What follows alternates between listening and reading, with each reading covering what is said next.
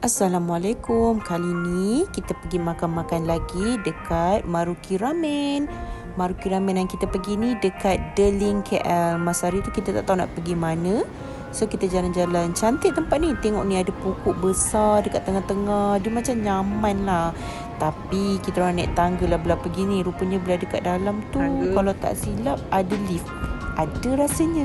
Jomlah saksikan apa yang kami makan-makan.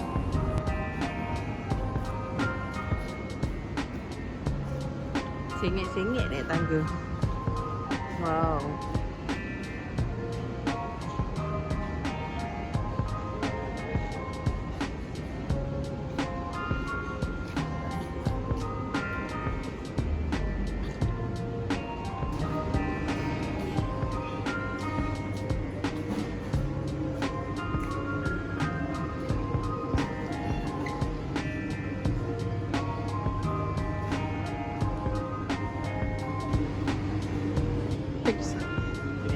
Boleh je.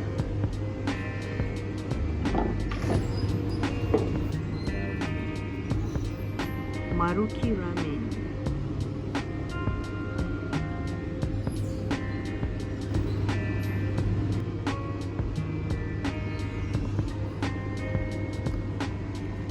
Ni apa dia explain?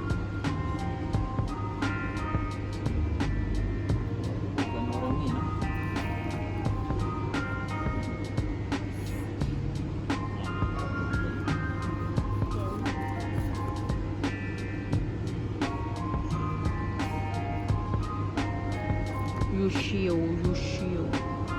Semua ada telur yang macam ini. Sama ada telur.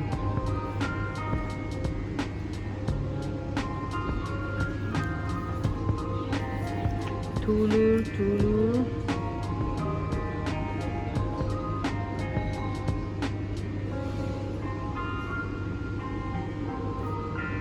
Kejaran bintang di lautan. Ni side dish dia, extra topping. Wow.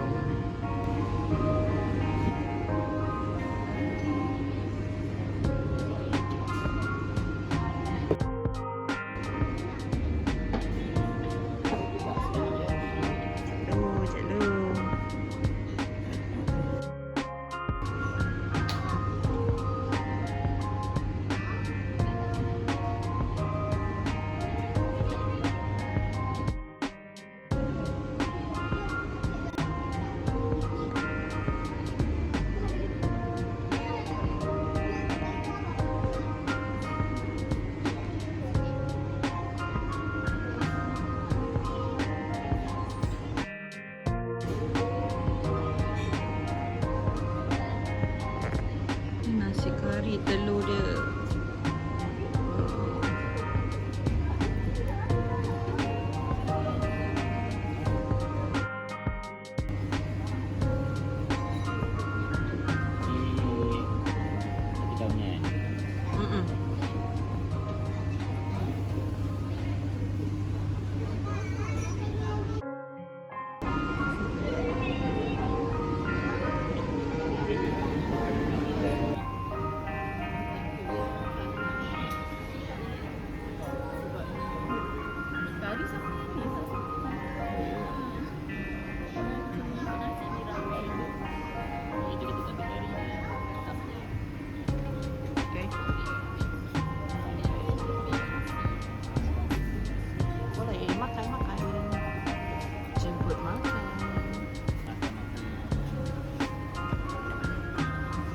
Nak jadikan cerita, waktu kita makan, tengok dah licin.